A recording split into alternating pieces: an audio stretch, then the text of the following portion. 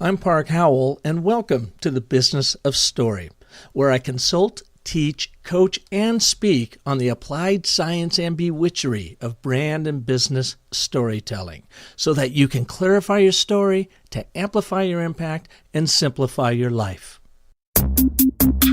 I thought it was just a stupid picture of a pig in the ocean. But after hearing that story, I had to have it. Now I wasn't just buying a picture. I was buying a story. Story literally made the picture worth more money to me. That's what businesses are about. People buy brands. People buy stories much more than anything else. I work with a lot of big enterprise companies, but let's just say I always tell folks, drop the PowerPoint, close your laptops, start with your story. If you want people to get engaged and you want people to act, you have to tell them an emotionally powerful story. That's with great characters, it's with uncertain outcomes, and it's with high stakes and drama. All business strategy is a story.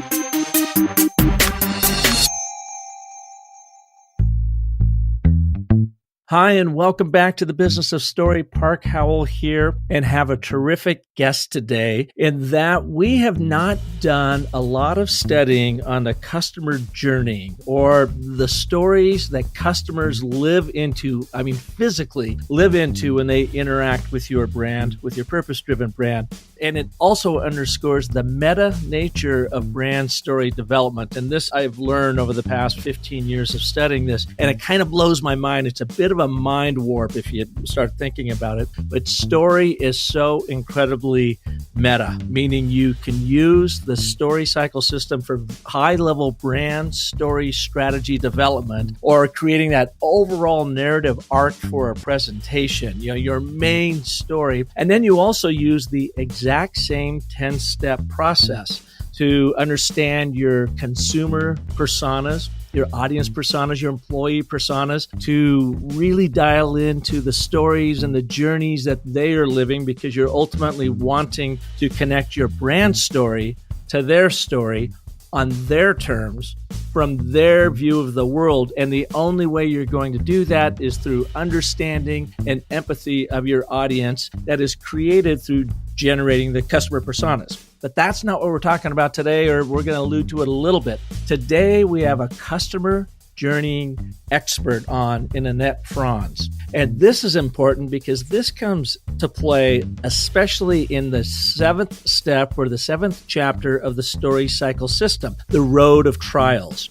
This is the very first time when you are putting your brand story strategy together using the system that you now start thinking about how your audiences and your customers, employees, and shareholders and stakeholders experience you. Experience your story and help them live into a bigger story so that you are going to elevate them, empower them, enlighten them, sell them more than just a product or service, but actually impact their life. And today, Annette's going to take us through how she goes about it and is going to give you some great tips on how you can start designing your customer journeys, their stories within your story, so that you can demonstrate that understanding and empathy for what they're about and how you connect your brand to it. Now, a little bit more about Annette. She is the CEO of CX Journey, Inc., a boutique customer experience consulting firm specializing in helping clients ground and frame their customer experience strategies in employee and customer understanding. And oh, by the way,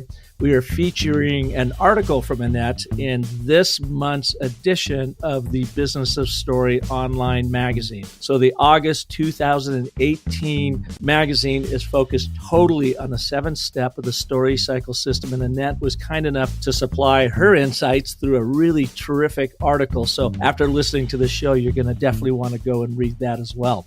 Annette is all about helping her clients understand the critical linkage between the culture, employee experience, leadership, and all about developing a great customer experience. She has 25 years of experience in the CX space and is an internationally recognized thought leader in the field. She co-hosts a weekly #CX chat on Twitter, serves as an executive officer on the board of directors for the Professions Association, CXPA, that's Customer Experience Professionals Association, and mentors other professionals in this field to help them advance their careers.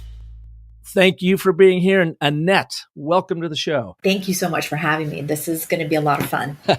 Wow, that was a mouthful to It get to. was. You have done a lot in the CX field, customer experience. What got you into this field in the first place? Well, take us to a moment in your life when you knew that customer experience is what you were about. Well, it's really interesting. Like you said, it's been 25 years, so I've been around the block a bit, but I stumbled upon a career in customer experience back in the 90s when I joined JD Power and Associates. That's why I started my career in this space. And Wait a minute, do you have a JD Power trophy for customer experience sitting in your I don't, I do have a JD Power and Associates coffee mug and a clock for having been there for 5 years. So I actually was looking at the clock the other day and I was like, oh my gosh, that's an antique. Well, I hope it's still running because it would be ironic if the JD Power clock stopped telling time. No, it is still running.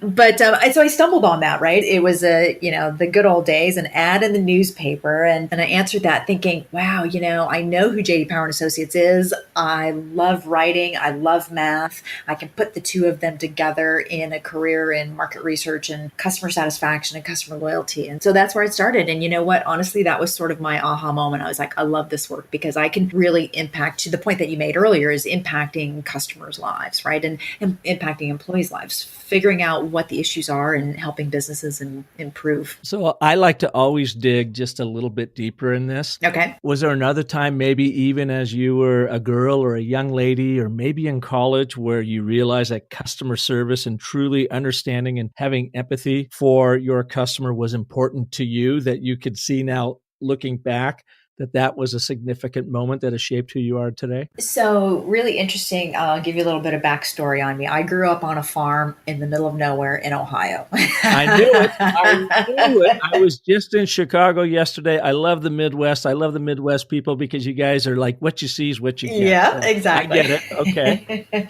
And you know what? My dream was actually to become a veterinarian. So customer service and customer experience, not to people anyways, was not on my horizon. So I was more about, taking care of animals. But I've always been a very, I like when people say, be humble, be kind. I mean, that's a big thing for me, and be kind to each other, And I actually, my first job outside of the farm was in a department store. And that to me was a great experience in terms of what do we do for our customers and what are we not doing for our customers. And for me, it was eye-opening. Obviously, I'd, been to stores and doctors and whatever and had experiences already, but to actually work in a retail environment and to be a part of that experience was an interesting one for me. But again, I, at that point, still had no vision of going into the CX field. I was all about becoming a veterinarian at that point. So. All right. So at your department store, take us to your worst customer nightmare experience that you had to deal with. Oh gosh, I'm going to date myself here because that was 30 years ago. So I don't remember, honestly. I really don't. Oh my gosh, I won't say 30 years. It was almost 30 years ago. I don't want to totally date myself. Okay. But yes, it was in the 80s. And so, Park, I really don't remember. Well, let's fast forward then roughly 30 years and to where you are today. Tell us a little bit about the work you do and the importance of customer journey mapping. Absolutely. So right now, the work that I do for my clients it's twofold, right? I have some clients where I'm doing soup to nuts CX strategy, roadmap work, right? Coaching, advising, consulting on the full-on CX strategy, from not having anything in place to, 2 to 4 years down the road, being on this journey to transform the experience. So that's one side of it. The other type of engagement that I do are journey mapping workshops. And, they're a lot of fun for me because we get to identify a problem and help to fix that problem. And I'm all about that. So they are fun engagements. They can be done as quickly as we need them to be done. But the bottom line is that, they can't just be viewed as a tool or as a workshop. There's a whole process around that. And you've actually got to do something with what you learn. So that's probably the biggest message that I've got there. And what's the biggest mistake that you've seen, or the routine mistake that you've seen that clients make in whether they determine if they really need to do the CX process or not? Oh, wow.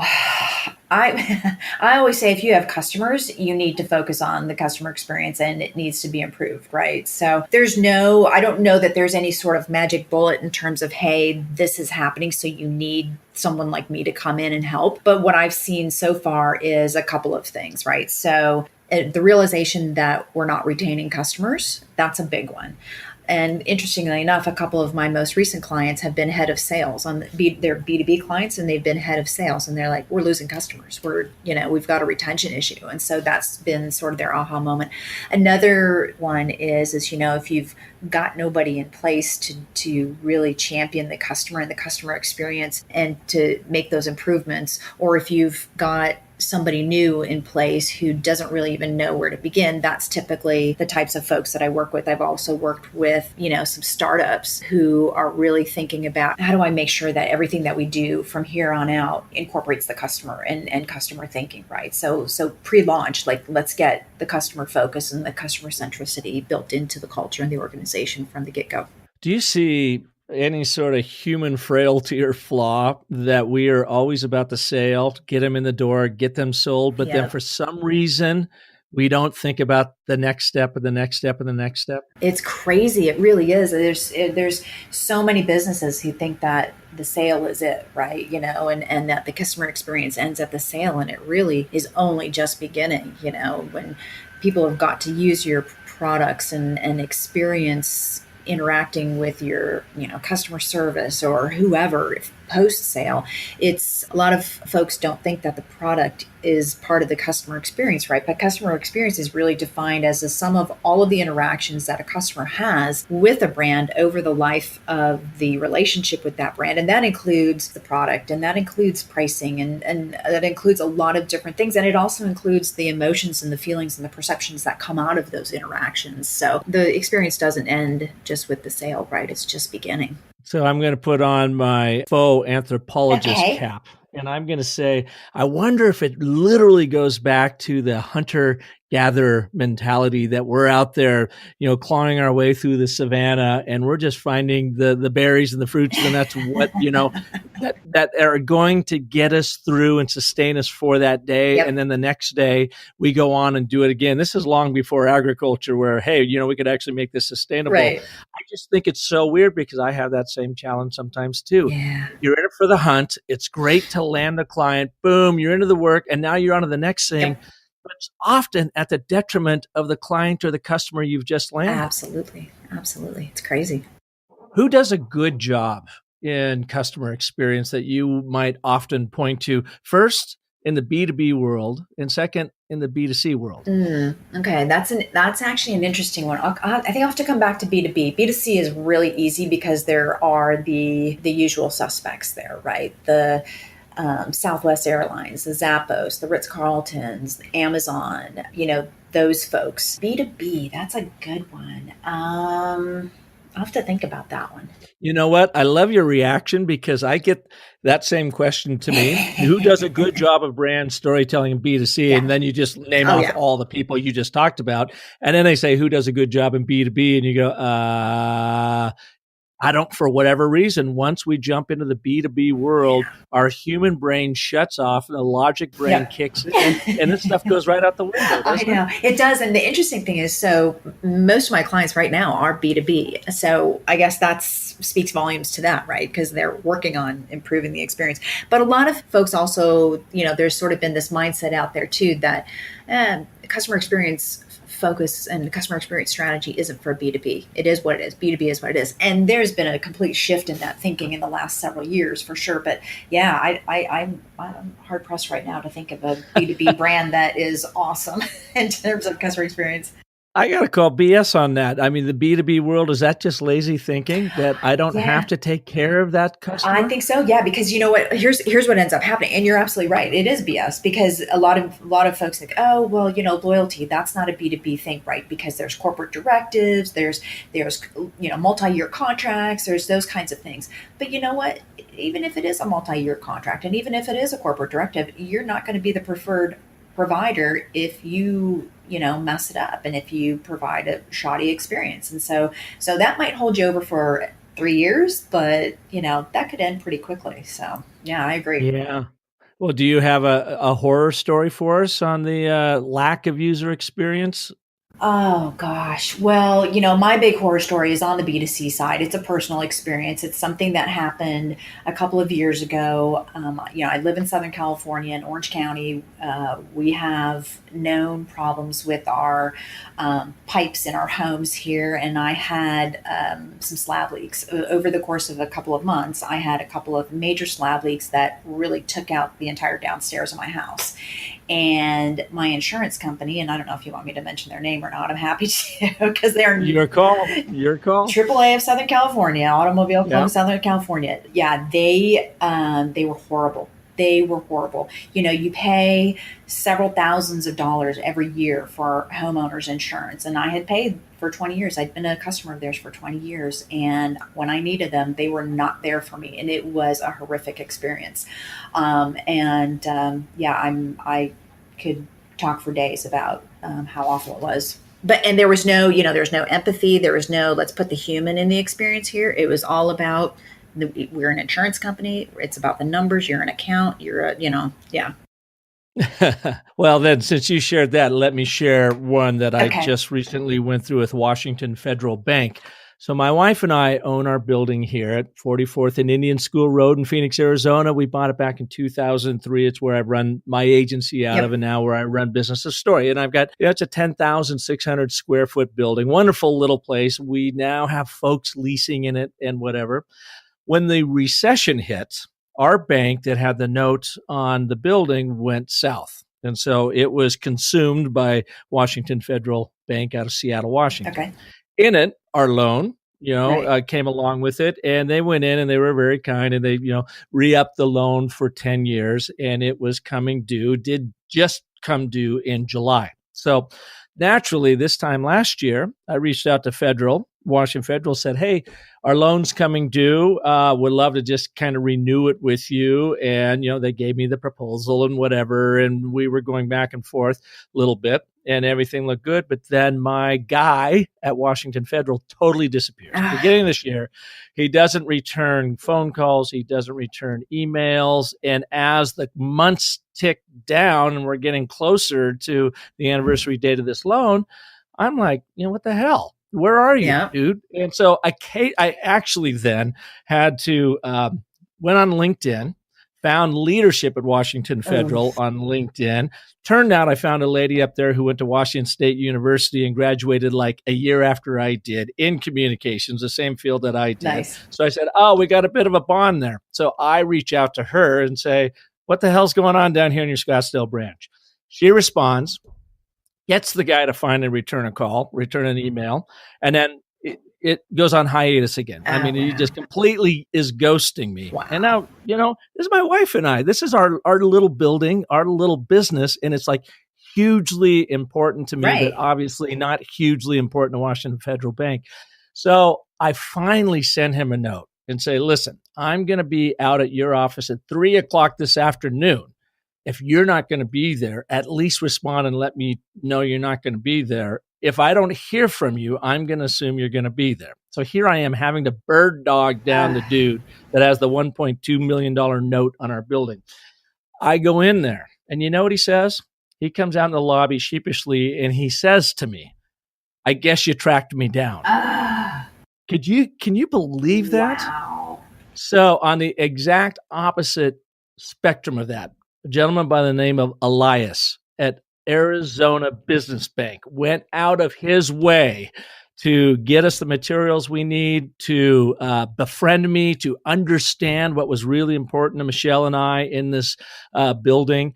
I cannot tell you what stellar customer service we got from him at Arizona Business Bank. And who do you think, got our business? We moved from Washington Federal into Arizona Business Bank, and it was on the absolute opposite ends of the spectrum when it comes down to user experience. Nice. And so I thought, all right, so here I am. I'm now Washington Federal, and I've lost Michelle Howell as a client. And I'm realizing that I maybe am doing this to a lot of people. I hire you, Annette. Right. What do you do? What's the first thing? I'm sitting down with you to fix this. What's the first thing you do with me? So first thing I'll do, or for one of the first things I'll ask is, depending on what position this person is in, is to make sure that the leadership team, the executive team, the CEO is on board with this transformation that lies ahead. Does the CEO recognize that there's an issue, and does the CEO recognize that we've got to make a change here? So that's the first thing that I like to know, because without the CEO and without his or her e-staff on board, we will never be able to transform the business. We will never be able to make the changes that need to be made. Once we know that we've got that in place, and then I have sort of this 5-stage process that I go through. And the first stage is really, and it's a journey. My business name, right? CX journey. There's a reason for that. This is a journey. It's not an initiative. It's not a project. It's not a program. It's a journey that you're going to go on, and the transformation is going to take. The work's going to take 2 to 4 years. I mean, it really is going to take some time, because Really? So it's going to take me 2 to 4 years to right the ship of having one of my loan officers walk out and say to my customer, "Oh, you finally tracked me down?" Yes, because it's probably not just that one person. There's probably a bigger issue happening here, which is why in the first step of this process, what I do is I do interviews with the executives and with the employees, and I might do some interviews with customers as well. Because what I'll typically end up finding is that there's an issue with the employee experience, and there's an issue with the culture, and there's an issue with leadership and the executive team, right? And those are the things that we need to fix. There's a reason that loan officer did what he did and ghosted you. It's probably somewhere along the way somehow became accepted behavior for, sadly, as crazy as that sounds, it became acceptable behavior for someone to do that because he was having a bad day, or he didn't want to deal with you, or whatever it was, whatever the reason. That's probably not the only loan officer who does that, in that organization. And so we want to get to the root of that and figure out why that's happening. And so through those interviews, like I said, that's typically what ends up happening. I will uncover that there's some employee experience issues, or that there's some culture issues, or there's nobody's living the core values, or the leadership team doesn't walk the talk and talk the talk, but doesn't walk the walk. Or you know what I'm saying. Well, and that you started this by saying you have to get the CEO. So you have to get the person at the top on board. Otherwise, none of these changes are going to matter. Absolutely. Yeah. Okay. It'll just be a waste of time. So when I get through those interviews and I really have a little bit more of an understanding of what's going on, we'll also take a look at the mission, vision, values, purpose, especially the core values, because that's really the foundation of the culture. And people have to be living, breathing, the core values every single day. And if they're not, then we've definitely got an issue. So we'll take a look at that. Take a look at setting up, some kind of a governance structure around this journey that we're about to embark on, right? So the governance structure is who across the organization is going to have oversight and get involved in this journey.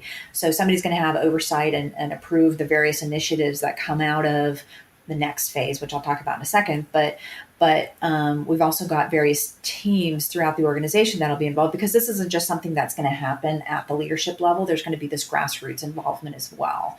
Everybody needs to be involved in terms of that transformation. If they're not, then again, you don't have that commitment and that buy-in, the adoption from your employees, then forget it, So we've got to get that governance structure in place. And a lot of times that'll involve, the executive steering committee that lends that approval and oversight for the initiatives that come up along the change initiatives that come up along the way. We've got maybe a culture committee, which is where some of that grassroots involvement comes up. We've got the core CX team, and we've got the governance structure can vary, right? It's people, but then it's also processes around how these change initiatives and the change management over the course of the next 2 to 4 years. So, and the one other thing that I want to add too is that in this phase, we also want to make sure that the head of HR is involved and is a serious partner with your head of CX or your CCO, your chief customer officer, because, as I mentioned, a lot of times it's an employee experience and it's a culture thing that's happening. It's an issue there. And so we always want to make sure that the head of HR is in lockstep with the CCO, because employee experience drives customer experience. So ultimately, we need to have both of them working hand in hand. So you just beat me to that point I was going to make, is it sounds like a lot of the work you were doing early on in these first few steps is about human relations. Yep, exactly. About getting people on board. That's so right. You, from a CX journey designer, have to come in with that. So you are uncovering the philosophy and the culture of the organization before you can apply any sort of mapping. Exactly. Exactly. Yep. So that's a lot of sort of that foundational work that needs to be done before we can do anything else, before we can go into the next phase, which I call understanding. So it's all about employee understanding and customer understanding. And a lot of the things that I'll talk about, even though I may say customer, all apply to the employee and the employee experience as well. We want to listen to our customers. We want to listen to our employees. We want to do journey mapping for our customers. We want to do the same thing for our employees. They apply across the board. They apply to whatever constituent you want to apply them to. So. And in the for what it's worth department, I will often just say audience, but I want to always let my reader or listener know when I say audience, it means could be a customer, it could be an employee, a shareholder, or a stakeholder. But in essence, when you are in the storytelling business, you always have audiences. It could even be your 7-year-old daughter who doesn't want to eat her peas and you were trying to tell her a story to get it. That is an audience. So I'm with you. Okay. Exactly. Yeah. And we definitely want to make sure that we know which audience we're talking about, because, same in a story, you want to make sure that you always frame the messaging and frame the story for the appropriate audience. I would mention to you that when we think about audience, not just customers and employees and shareholders and such, we also would throw vendors and partners into the mix there as well, because we want to make sure that the entire ecosystem is involved and has a great experience, right? So I think that's an important consideration there too. Great. So we're at number 4, understanding. What's the 5th stage? So that was actually 2. Good job, Annette. There, I know you are way ahead of yourself. my user experience here, my brain's somewhere else. Okay, keep going. There was so much information there. I'll give you that. There was so much information. There really is. All right, I'm going to rewrite step 2. Okay, is understanding. Step 2 is understanding. Step 3 is future state design. So now in step 2, when we've done the listening and the journey mapping and the personas and all of that, we have a pretty good understanding of what's going right, what's going wrong, what do we need to fix, where do we need to go from here. So in step 3, which is future state design, we do just that. We really sit down and we co-create with customers, we co-create with employees. We have these action planning workshops, we do design thinking workshops. We really start to put together the blueprint for what the future experience is going to look like. Now, I was going to say 2 things here. I love that term, future state design. My narrative mind lights up when I say, "Oh yeah, that's totally cool. We're designing what the future looks like." Number 2, Annette, can you share a story with one of your customers, and you can change the names to protect the innocent or whatever, where you saw a huge pivot needed to take place from step 2 to step 3 of you guys have this mission, vision, and value, but you're not even remotely living into it. And I can show you here, here, and here that you're not. And here's how we're going to set up the design for that future state. Right. Yeah, no, it happens. I could tell you multiple stories about that. It happens pretty much in every situation where the issue is that people aren't living those core values, and they're not, not living up to the purpose that they've put out there. And, so not that we need to pivot at that point. It's just that we need to make sure that we factor it into everything that we're doing going forward. Right. So, Gotcha. Yeah. Okay. So next up is, really get into work. I just call it implement, right? Or execute. At this point, we're implementing the changes that we've identified and the blueprint that we've created in step number 3, right? So we're getting the work done. We are training, we're educating, we're coaching our employees. There's a lot of sort of the getting the work done and then making sure that the audience knows, okay, we've made these changes. How does that impact me? And what do I need to do now differently to be able to, deliver the experience that our customers are expecting at this point? So. Mm-hmm. And then really the final step is monitoring and, that continuous improvement. So let's, because now we're probably 2, 3, 4 years down the road. We've done a lot of work at this point, but as we know, their needs change, customers change, the market changes, the product mix change, all those things change, right? And so at this point, we're going back and we're taking a look at the work we've already done and make sure that we're still, in alignment with what our customers' needs are and what problems they're trying to solve. So, and again, continuous improvement. It's, it's a journey. It's a journey. Yeah. So on that journey, in your 25 years plus of doing this kind of work, do you notice like similarities or consistent milestones that somebody who's just thinking about this for the very first time for their company, be it a B2B or B2C, and maybe have never brought in an expert like you to help them, are there consistent milestones that you might coach somebody to look for this, number one, look for this, number two, look for this, number three? And the reason why I ask this is when I'm doing brand story workshops, quite often people think everything has to be big and epic, Right. and you have to have these gigantic victories. And I like to coach that it's not about the big wins. It's about actually designing in and making sure that your customers have small wins Yes. in their journey with you, and to be there to celebrate those wins with them so that your own customers know that they're actually progressing along positively in this story. Yeah, absolutely. I think that's a great point. I've got clients whose employees are, suffering change fatigue, right? Because, the CEO comes in and like dumps this big, whatever it is on them and says, okay, this is what we're doing this month, kind of thing. And they just get exhausted by that. And so when it comes to this customer experience transformation and this culture transformation, what we do is we look for little quick wins along the way, celebrate the successes, celebrate the little wins, whether it's, hey, we, employees asked for X, Y, and Z during the interviews, and we've now implemented X, Y, and Z, and making sure that those, as because the whole process is a major shift in thinking. Mm-hmm. It's a major shift but it's never going to happen if we don't just take sort of those baby steps and celebrate each step along the way, for sure. So I don't know that I would necessarily name any milestones, and I think they're going to be very unique for each company, just because everybody's got different challenges. I think we're all, like, in terms of how we go about implementing this journey is very similar, but everybody's quick wins and everybody's milestones are going to be different based on the specific needs and the specific issues within their organizations and for their customers. So, but I think you make a great point. You've got to celebrate along the way, because otherwise folks just get burned out and they fall off the wagon. Yeah. Can you give us an example again of one of your clients and just some of the simple little wins that they designed into a change management journey or a customer journey? Yep. What's a good example?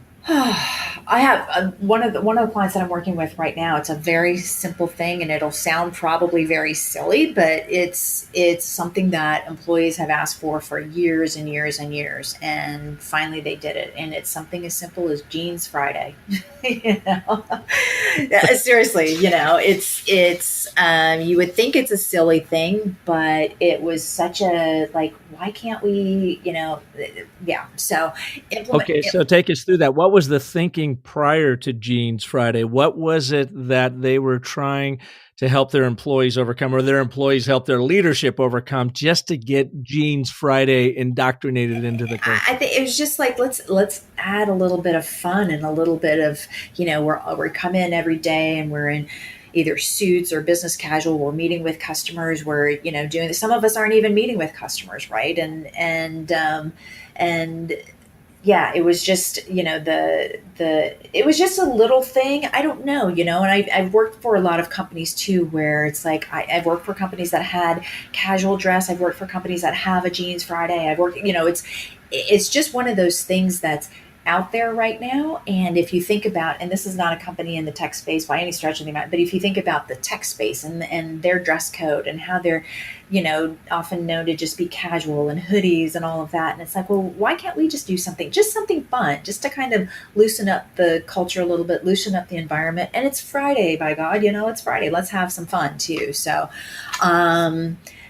so it was just for the executive team. It was just one of those things that was like, let's just do it. It's such a simple, easy, it's going to make employees happy. Let's just do it, So I guess the moral here is little things can go a long way when you're really trying to connect with your employees. Absolutely. Is most of your work done internally within organizations, or are you also brought on to help with maybe it's a product launch, maybe it's a brand launch, and they're trying to really understand what their customer journey will look like, or hopefully will look like, that they can design and live into? Yeah, I have worked for some pre-launch startups and have done some of that work as well, but it's a very small part of what I've done. But yeah, absolutely. I think I mentioned that earlier. They want to make sure that they've brought the customer voice and the customer needs and the customer perspective into the organization before it even, and into the experience before they even launch the startup. So. Yeah.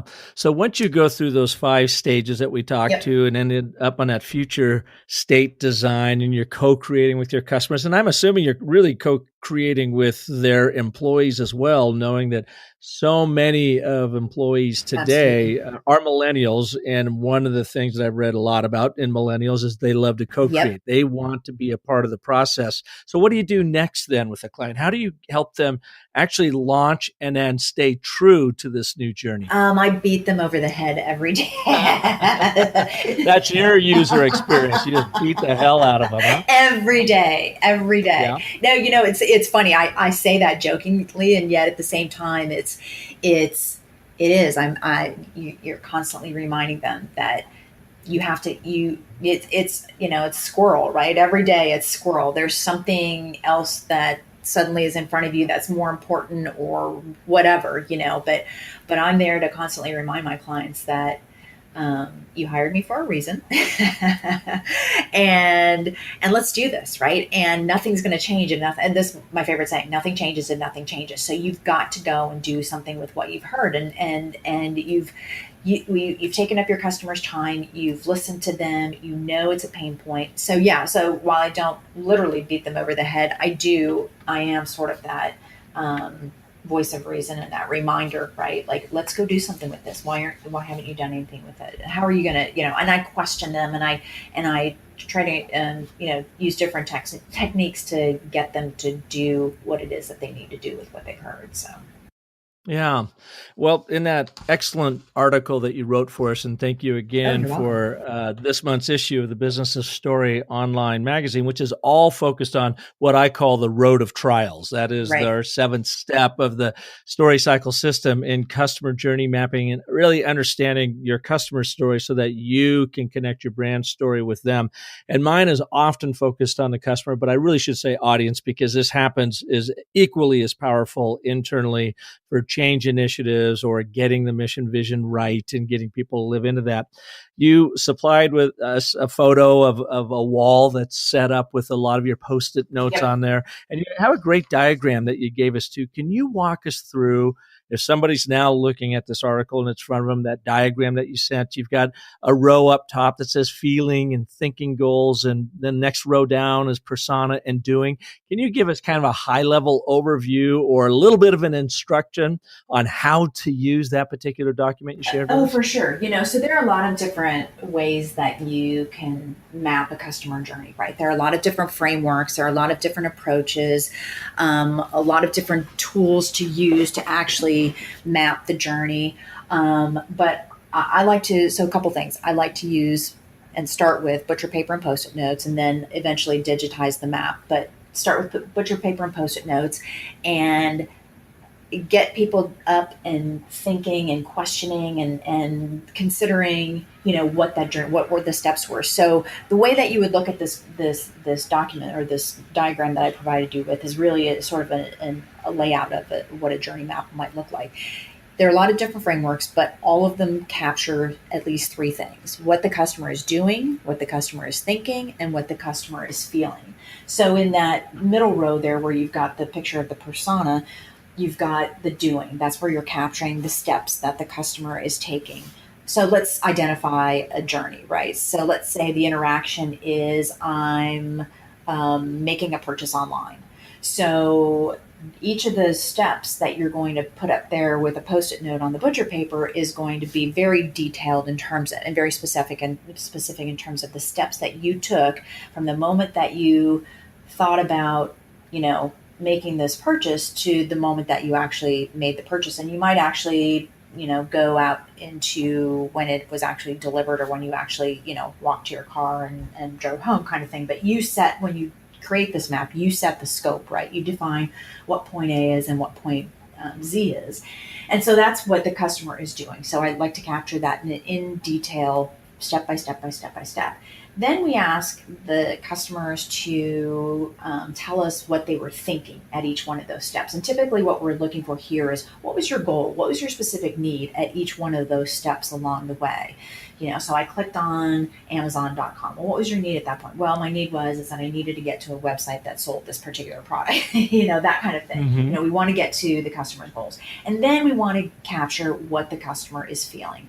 How did each one of those steps, and maybe we don't capture it at each step, but how were you feeling along that journey? And was there a specific point on that, in that journey where you were specifically delighted or especially frustrated? Because those will help us identify those moments of truth, those make or break moments where the customer decides, I'm going to continue doing business or continue this interaction, or I'm not going to continue.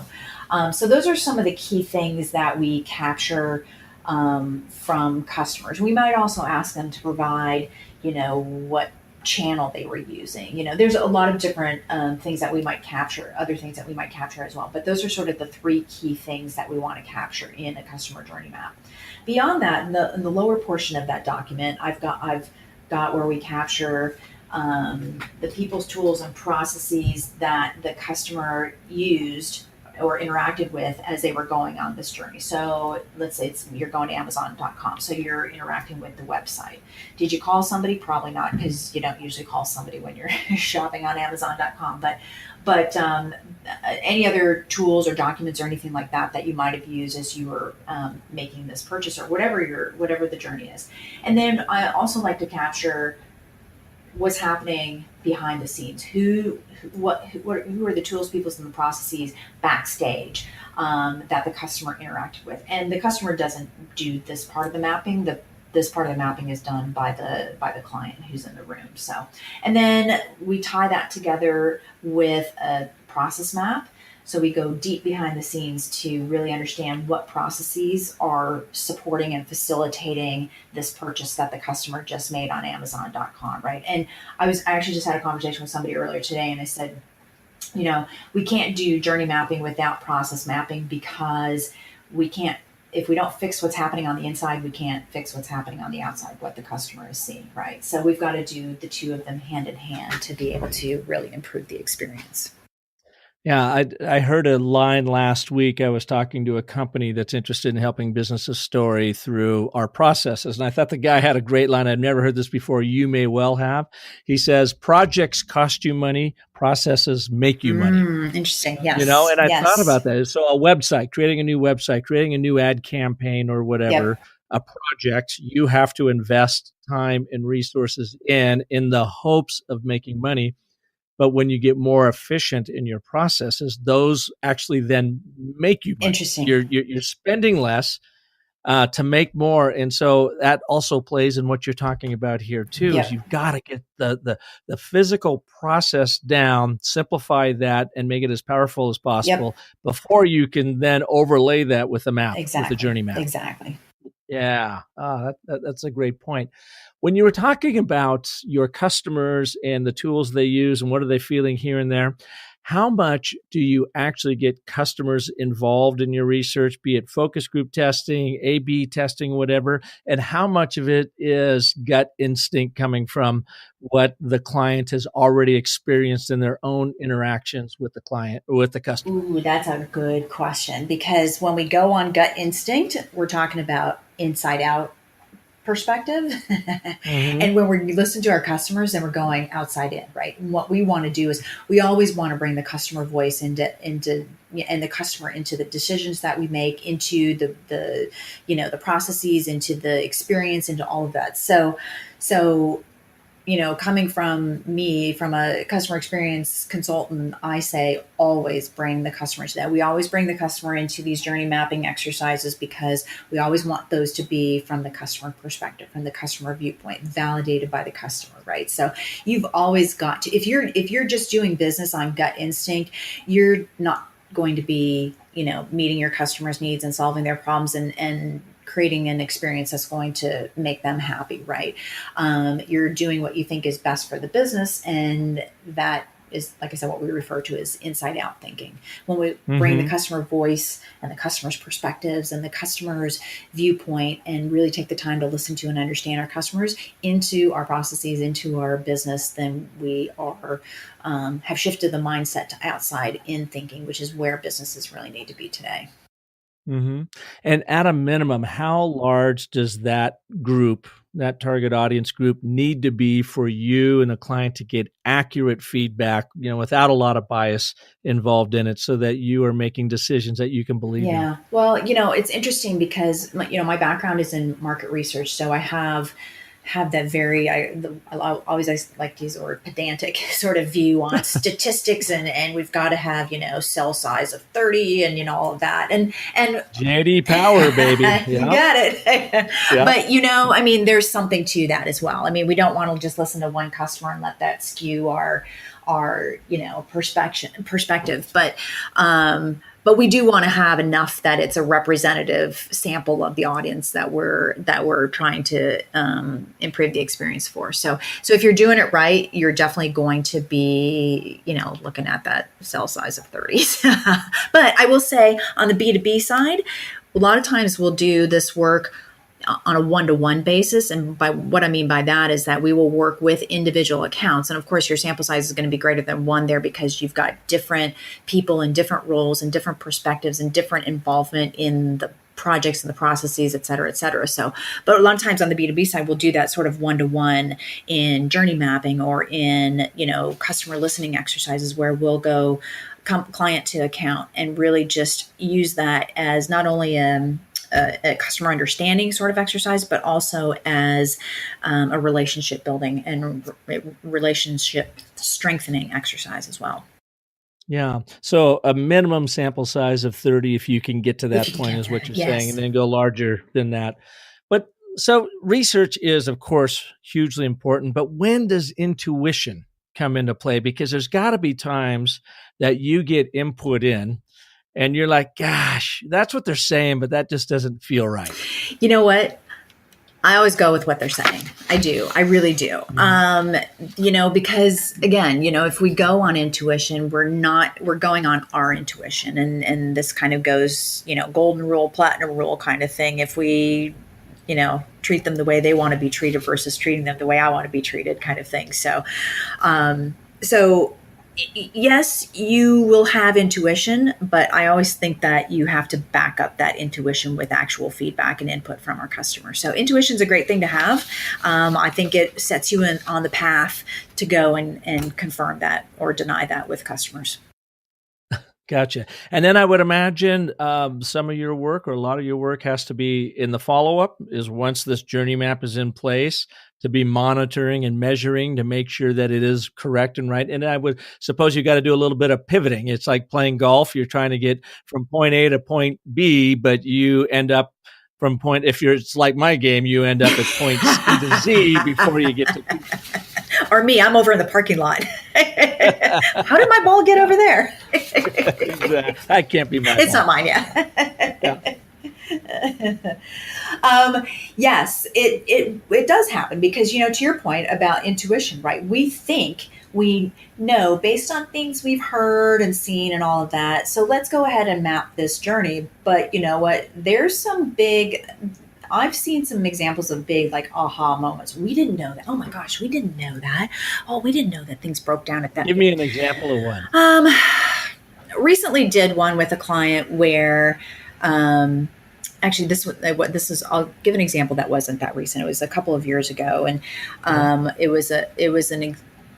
it's a furniture rental company, and they, we mapped their 3 personas that they had outlined for us to map, and they had some expectations or intuition or gut feeling or whatever you want to call it about what the actual delivery experience was like.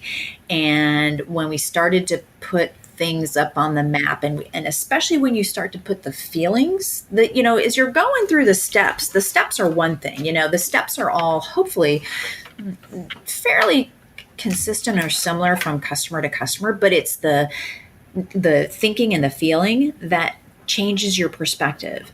And I've been in several, not just this one particular, but in several journey mapping workshops where as soon as we get the feelings up there, people go, oh my gosh, do we do that to our customer? And so in this particular furniture rental, we started putting the feelings up there, and it was like, wow, that we are really frustrating our customers. No wonder they're not coming back, or no wonder they're not referring us to their friends, or no wonder What was the biggest frustration that was coming out in that finding? What were their customers telling them? What were they frustrated about? Oh, so many things. Oh, really? One of the biggest ones was the actual delivery day, and the notifications and the lack of communication around that particular delivery day. It's kind of like that thing that frustrates all of us anyways, right? When the cable company says, hey, we're going to be there between 12 and 8, kind of thing. But the communications broke down or they just didn't exist for them. And they were not, the customer knew that the delivery was happening on that day, but they didn't know when, and there was no where was the driver? Why wasn't the driver there yet? The driver said he was going to be here at noon, and here it is 3:00. And so that communication was completely broken, and they knew it was broken, but they didn't know how bad it was, and they didn't know how bad it made their customers feel as well, and how hard it is, because if you're a furniture rental customer, you're most likely somebody who's maybe a corporate relo or an expat or something like that, and you just want to get home and put your head down and go to sleep, and you don't want to have to deal with all that stuff. But when that delivery doesn't happen at noon, and by 8:00 they're still not there, and you're tired, so again, communication breakdown is huge. It was a very painful, and again, like I said, they sort of knew, to your point, intuition, had a feeling that something was not right there, but they really didn't know the extent to which it was broken very badly. But then you backed it up. Yeah. Well, Annette, I appreciate you being here. Let's close out the show. If you could give our listeners 1, 2, or 3 ideas of what they should do to take a quick cursory glance at their own customer experience and journey to figure out where they might start focusing some improvement. Well, I would say the first thing, if you're already surveying your customers and surveying your employees, take a look at your data. Even if you're not surveying yet, take a look at the data, take a look at your retention numbers, take a look at any existing data that you can go out on social media. Even if you're not doing any surveys yet, go out on social media. There are a lot of different ways that you can identify pain points, or things that are pain points for your customers that you don't actually have to spend money on today, right? And I'll give you an example. Mystery shop your own organization, right? Like, go and do that yourself. Be a customer. Call your reception desk. Call your support center. And are you? Take a look at it and see how you're being treated. Those are just some very high level, quick things that you can do. But I think that that a lot of times companies do need help from a third party to really give them an unbiased assessment of where they are. But yeah, to your point, there are some of those quick and dirty things that you can do yourself to go, oh my, we have an issue here, Yeah, it's like you don't give yourself your own annual Right. checkup. You go to a doctor to have That's them right. take a look. So, as you were giving me that answer, and thank you, something popped up in my head, and maybe you can help all of us business leaders when our ego gets in the way. So after every workshop I do or speaking gig I do, I send out an online survey, or sometimes it's an in-person survey. Has 6 or 7 questions. How'd I do? But, it asks that one question, would you recommend this to anybody else? And it's really going after my net promoter score. And I'm very happy and I'm very diligent to the point I lose sleep that I want to make sure that I over deliver and provide lots of value. And so I end up with net promoter scores, 8 to 9s mostly, which always makes me feel really good, Right. which is, high in the net promoter score. But invariably, I will send it out and I might have 50 people in the room and I've got a nice high score, but I got 4 or 5 of them in there that didn't like it, didn't like me, wouldn't refer it. And it makes me feel awful. Yeah, I know. And so then I put all my energy into, wow, how did I blow that? So, and maybe I didn't. Maybe that's just the nature of sampling. How do you help someone not take that so personally so that we can, put our ego aside and say, no, we're actually doing some good things. Yeah, we can always get better. But how do you, finally get over yourself to make the changes you need to make? I think 2 points here. Number one is you can't please everybody, right?